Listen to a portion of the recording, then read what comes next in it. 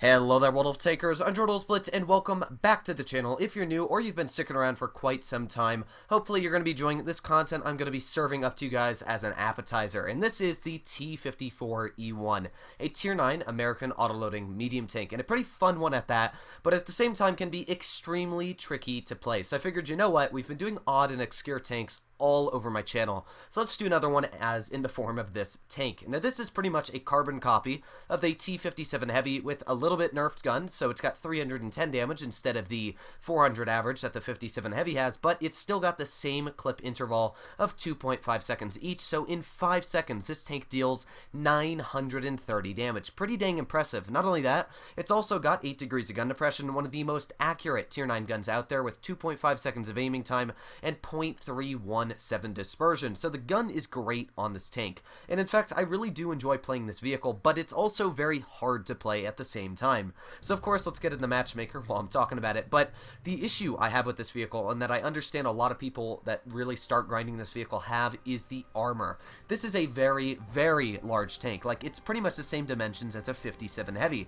And you know, when I look at like the Progetto, that's not a Progetto, the Standard B next to me, that tank's very small. It's got a good camouflage rating. Well, this tank has about the same armor as that vehicle. I wouldn't say as bad because you can't pen the front of it with HE, but this tank has literally no armor, and it gets penned by pretty much everything. So where you normally would run a Standard B in that, you know, that medium spot over there, I can't do that in this tank because it doesn't have the armor to do good. So I'm going to be pushing this tank maybe towards like mid. That way I can clip people out. The main thing you want to do with this tank is just get your clip out and then back up in the cover, sort of like you do in the 57 Heavy. But the issue with this vehicle is you don't have a crazy amount of hit points. You do actually have quite a bit for a medium at 1749, but it's nothing that's going to be saving you. So my Standard B already getting hit. We spotted a heavy tank across on the heavy side, and we actually did not get spotted from that ourselves, which is actually quite surprising.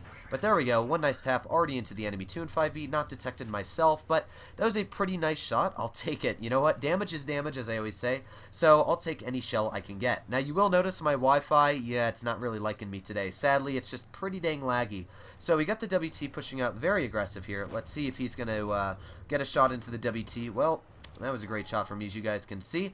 I am mucho skill, but let's see if we can maybe get a shot into like the Yag Tiger. Oh, I can't penetrate that at all. Okay, I was going to pull out. I thought he was going to hit me, but yeah, this is a bit of an issue. You'll notice my team is all over on the medium side, and they're not pushing. There's literally one tank holding an entire enemy team back, and oh, that's an IS-8.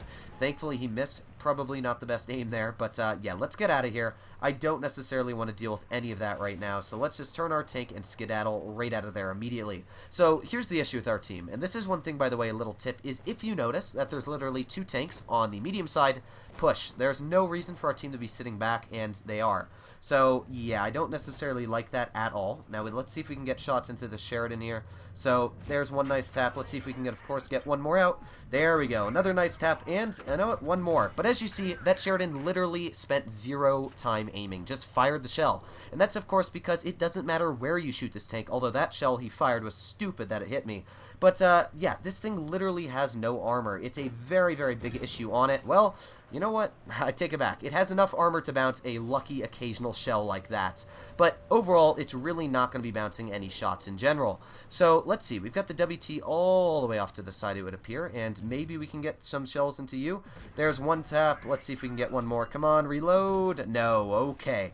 You will notice my game's a little laggy. Sadly, my Wi-Fi really not liking me right now, but not the end of the planet, so please don't come down here, Sheridan. I'm reloading my clip. The clip reload on this tank, definitely a little bit longer than the average. It's about 15 seconds, I think, or something like that, but again, when you have a tank like the Sheridan out in the open, that's when your tank becomes extremely deadly. So I'm going to be going for this AMX if we can.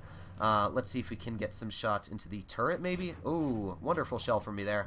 But let's take the little bit of a safe route using this the structure here, or should I say the crate. It actually did take a shot for us, so I can't complain. But one issue is my team. It looks like they're very quickly falling apart. The Sheridan here looks like it wants to rush me as well. I don't necessarily want to be playing with that, and it looks like we're going to lose this battle. But let's see. So we got the Sheridan right here, and let's start just mauling this guy with our shells. So there's one nice tap, and of course, let's get a little love tap and finish him off. So There we go. I'll take the damage. You know, we finished off the Sheridan, something that was very important. But as you'll notice, yeah, my team, it doesn't look like we're going to be winning this battle anytime soon. Just sadly, yeah, not necessarily the best battle. But again, we did our job. We got a lot of damage out, so I can't necessarily complain. There's one shell in. Let's see if we can get two more, of course. There's two, and let's get our last shell out. Boom. That was 4,000 damage. So while our battle wasn't necessarily the most overpowered, you know, you can see there, that's the armor really in a nutshell. It doesn't bounce anything, but we still did a great effort. I think the main reason why we did lose again, as I said, is our team just didn't push. You have to make a push when you start a battle, especially when there's only 2 tanks holding your entire team back.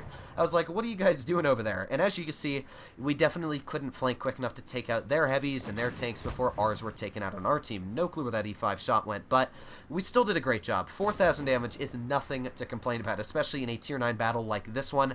So, yeah. So, in the results page, as you can see, we did 4,320 damage. A pretty dang spectacular result for that battle we did play. So, as I said, this is a very solid vehicle as it is. The gun does a great job of getting out damage, and if you know what you're doing in the tank, you can do a pretty solid effort. But that's where I think this vehicle loses a lot of interest. It's because this is, in my opinion, one of the hardest vehicles to grind in the game. Or not should I say grind, but play through. I think this is actually... No, there's 2 guns you can mount on it. There's the T59 gun, and then you go to this gun.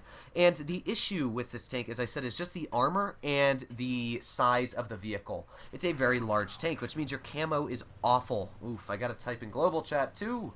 But, yeah, the camo in this tank is absolutely awful. And what that means is you just get detected a lot of the time, you know, especially from, like, the other mediums. A lot of them detect you very, very quickly.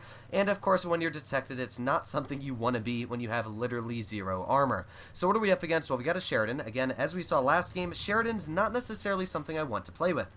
Thankfully, my Sheridan got a very beefy shell into the enemy. But, yeah, I don't want to really trade with that tank because it's going to hurt me a lot more if it's just able to shoot and back up. One of the most annoying things about alpha vehicles. Ooh, our tank was going through the ground right there. Again, sorry about the laggy Wi-Fi, just, I guess it's more of a pain for me. This is pretty much making me suffer as I'm trying to run this vehicle. Now, that Patton playing extremely aggressive right off the bat. No clue why that player's doing that, but right now, I'm going to go for this ST1 here. Let's see if we can get, well, looks like we're maybe not going to be able to do that. I take it back. So, let's go for the Patton. That's a tank that I know I can shoot, judging that the guy's right there. Very laggy, very, very laggy. This is some of the worst lag I've dealt with so far, but here we go. Let's just turn our tank down, and we bounce the cupola of a Patton. Okay, I didn't want to fall down here, but it would look like we did anyways, so I'm now stuck, it would appear. You know what, I think we can get our way off. This thing's actually got really nice traverse speed, and yes, one hop skipping away, and we made our way off that. We also got the E100 right out in the open, something I also don't necessarily want to play with, so let's finish off the ST1 very quickly, and then back up in the cover, because I don't want to be hit by the D100 anytime soon. Oh, yes, okay, this is going great. We also got hit by a Yag, and, well, yeah, you're never really going to bounce a Yag as it is, so now I'm in a very bad predicament. We got the Yag sitting at the back of the map. We got the IS-4 right there. It's not really the Yag I'm worried about, it's that E100. I want to push right through, which is what I'm going to try and do here, so let's do it. Come on, Yag, don't hit me. Yes, okay, thankfully we made our way through to safety. Now, I know that the IS-4 is right on the other side of this building, and thankfully I've got some teammates here, or hopefully teammates, and I'm going to take a shot from the IS-4. I think it's definitely worth it to just trade the shot. Hopefully the enemy E100 isn't pushing aggressive. Well, actually the IS-4 is right over here. Okay, so let's see what we can do. So we got the IS-4. Doesn't look like the E100's there, so there's one nice tap into the IS-4 side. There's not a nice tap, and let's get one tap rate. Okay, you know what? Something I've learned is that the dispersion on move in this vehicle is something that's not very good, as you can tell there. So another little downside is, I guess, that when you're trying to shoot people at the same time as backing up, very, very tricky to do. So here we go. IS-4 is probably going to shoot this guy, and let's see if we can pen our shots. There's one pen, and let's get one more. There we go. Okay, so I got to stay very close for those shells to penetrate, but of course we're still getting out the damage because that clip is super duper deadly. So yeah, this Yag's about to wreck this poor Yag Panther on the side there. Nice little tap from you. Now we've got the E100 over here. Now I don't have a lot of HP as it is, so I got to be very careful against this enemy E100, but might as well live dangerously. So there's one nice shell right into the side. We've tracked him as well, so let's get one nice other tap, or not, you know, my luck again, and oof, Hori just finishing me off. So sadly, as you guys can see, with the lag, not necessarily the most enjoyable experience. Thankfully, I'm on my way home tomorrow from vacation finally. The Wi-Fi has just been getting slowly worse and worse, so yeah, the Wi-Fi definitely not a big fun thing. But as you can see, still pretty good solid game. We got a couple weird bounces there. And I definitely think, again, the weirdest issues on this tank is that it's got bad dispersion on the move, which really causes issues, as you can see when you're backing up and clipping people. But even with that, we still could have easily gotten at 3,000 if I had just waited and not gotten hit by that Ho-Ri. Maybe taken a couple more seconds to aim in my shots. But overall, very solid 2 games in this vehicle. You can see it's a very good tank, and while it is very tricky to play, I would definitely suggest to keep your eye out on the T57 line, because while the T54E1 isn't necessarily the best tank to go for, the T57 Heavy is a spectacular Tier 10 Heavy tank, and a lot of people really don't go for it. This is one of my highest performing Tier 10 vehicles for 30 days, like 3,600 average damage, crazy heat penetration, 374 millimeters. It's got a lot of things going for it. It's kind of like a way better version of this tank, just a higher tier as well. So I love the T57 Heavy, and I would definitely suggest, if you haven't ground that line, to definitely take a look into it. But of course, that's just a theory, and that is Droodle's Blitz theory. So hopefully you're all doing well out there. Enjoy the video, and I'll see you in the next one.